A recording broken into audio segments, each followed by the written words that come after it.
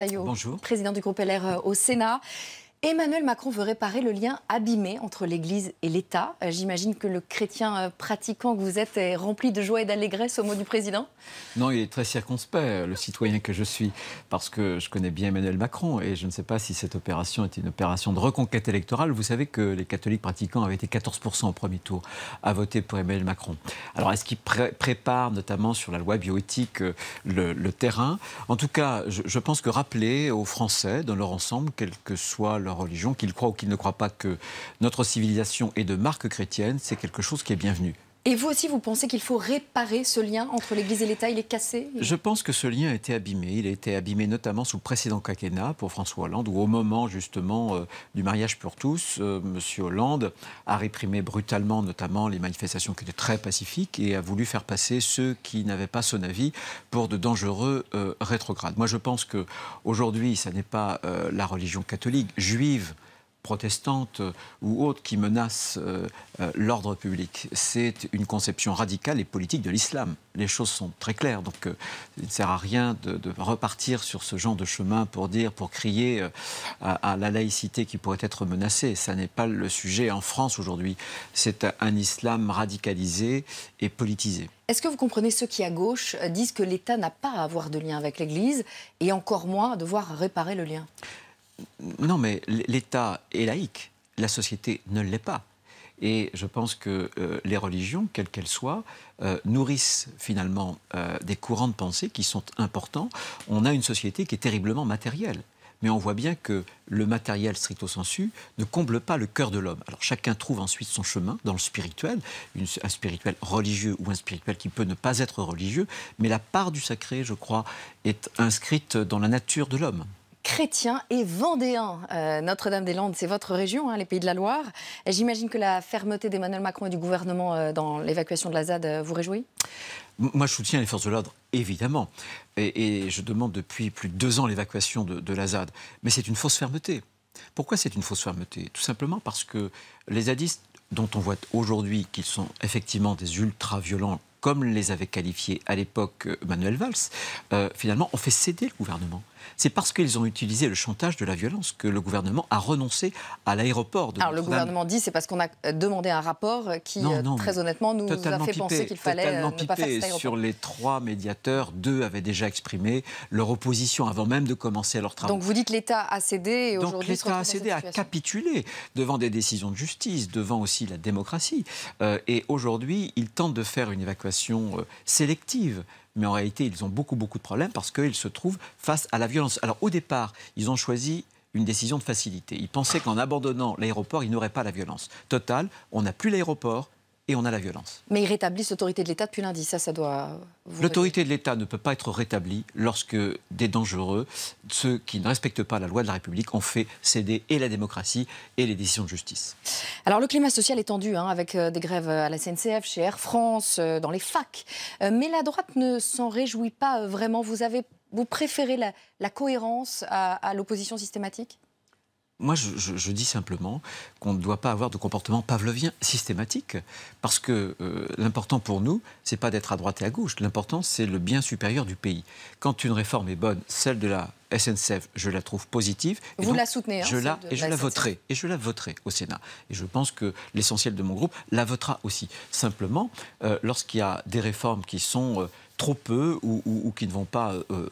au bout du bout, je pense que je peux aussi le dire, c'est précisément cette liberté de dire oui quand c'est positif, de dire non quand ça ne l'est pas, qui est important, en politique comme en journalisme d'ailleurs, je pense. Et de dire oui, est-ce que c'est pas un peu énervant quand même, ce président qui fait les réformes que vous auriez dû faire? Non, mais il ne fait pas les réformes qu'on doit faire. La SNCF, vous auriez dû la faire.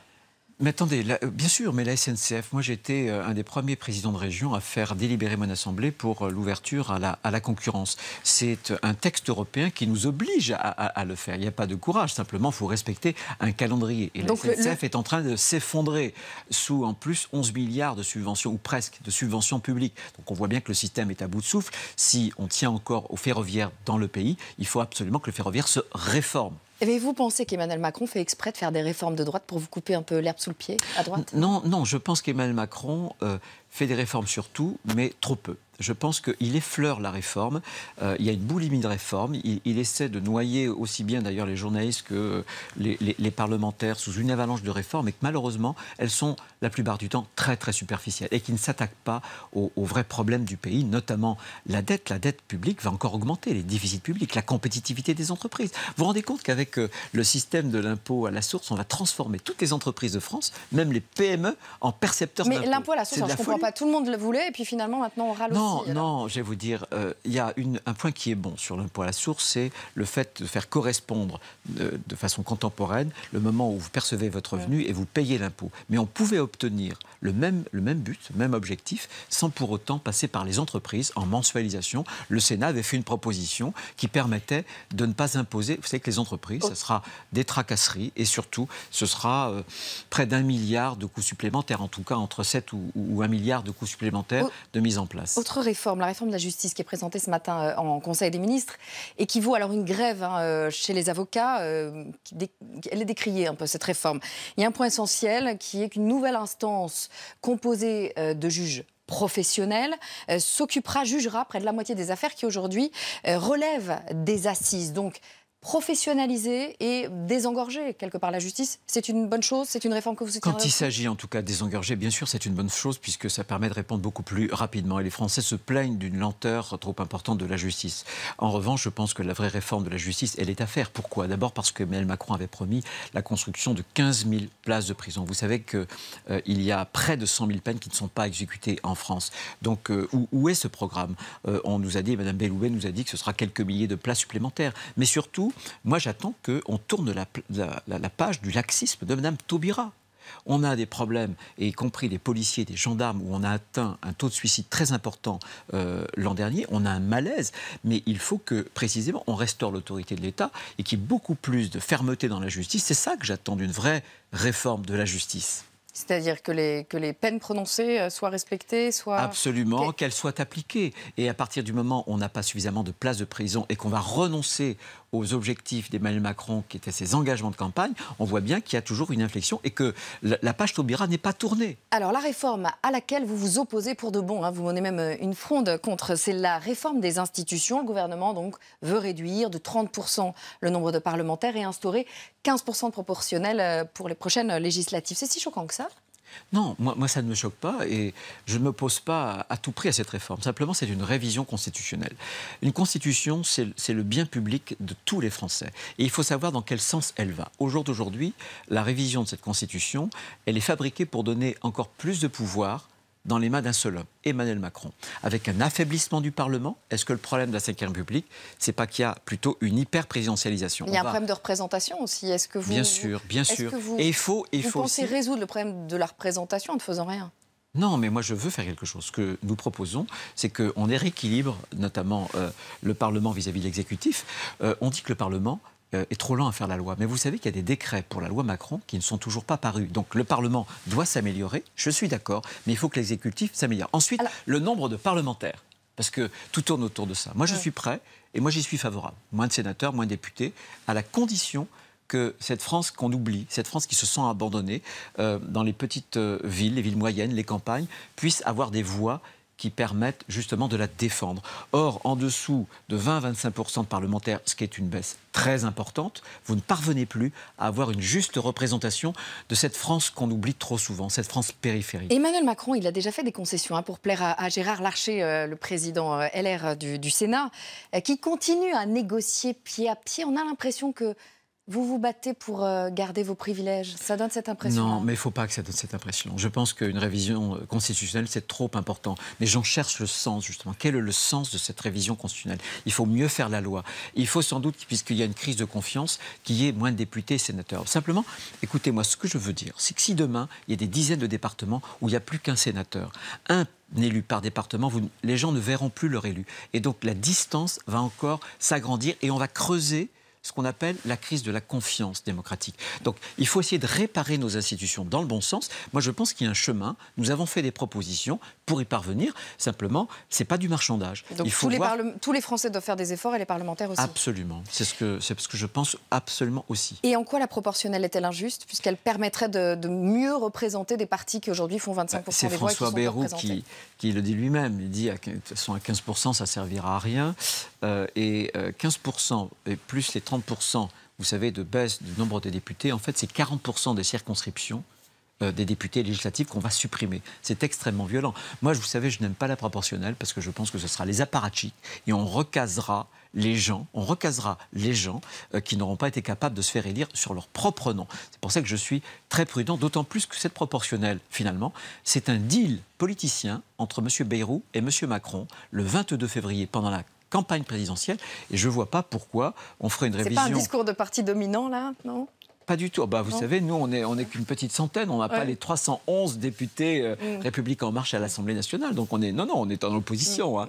Mais très franchement, il y a eu un deal politique. Au Sénat, vous êtes majoritaire. Au Sénat, bien sûr, on est majoritaire avec nos amis du centre. Mais très franchement, cette proportionnelle pose un certain nombre de problèmes parce qu'elle va déraciner. Il y aura moins de députés qui seront enracinés dans une circonscription.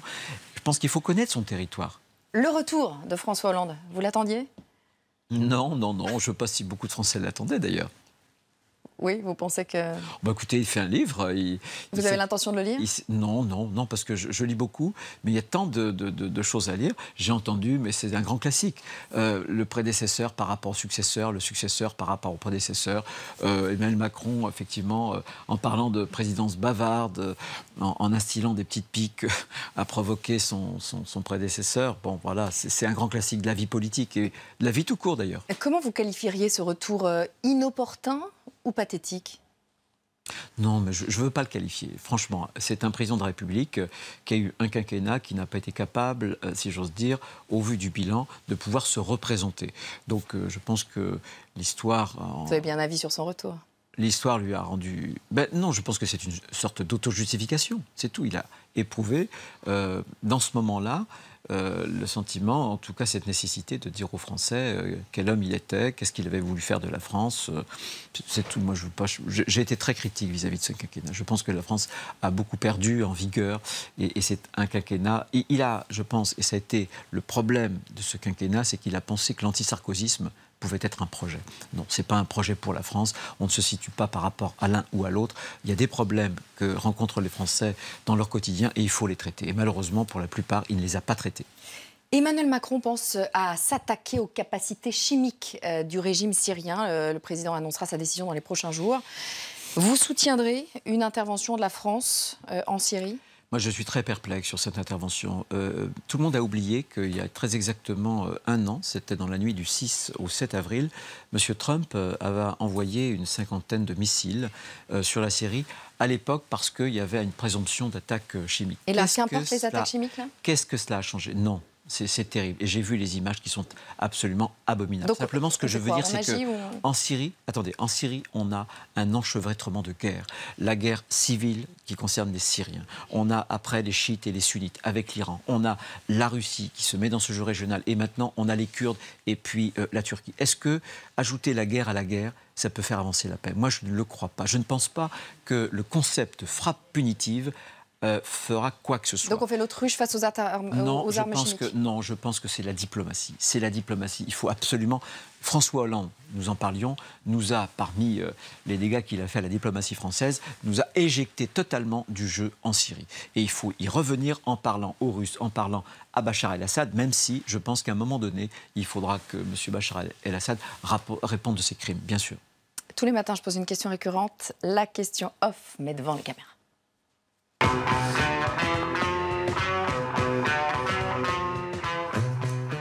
C'est off, hein, entre nous. C'est off, oui. Vous avez des nouvelles de Laurent Wauquiez ? Il se fait tout petit en attendant une grosse erreur d'Emmanuel Macron ? Oui, bien sûr. On ne voit pas beaucoup. Hein. J'ai des nouvelles, au moins hebdomadaires, bien sûr, soit en échange ou on a des réunions. Très, très discret. Il est discret, il travaille. Il travaille d'abord à faire en sorte que LR devienne le grand parti d'opposition. C'est fondamental dans une démocratie. On a l'impression que vous êtes toujours sonné par la défaite de François Fillon et la victoire d'Emmanuel Macron il y a un an. Vous êtes toujours un parti en construction. Deux défaites, franchement. Ouais. Deux défaites, ça sonne. Mais on est en reconstruction. D'ailleurs, les 6 élections législatives partielles ont apporté d'assez bonnes nouvelles. On a un effondrement de En Marche. On a des extrêmes qui ne se portent pas très bien, que ce soit l'extrême droite ou l'extrême gauche. Et on a bien vu qu'on est en train de reconquérir un certain nombre de nos positions. Ça, c'est positif. Je pense qu'il faut donner aux Français une opposition. Il ne peut pas y avoir que Jupiter. Il y a autre chose aussi. C'est important pour la démocratie française. Merci beaucoup Bruno Retailleau. La suite de la matinale avec Pascal. Il est 8h30, c'est l'info en 5 minutes.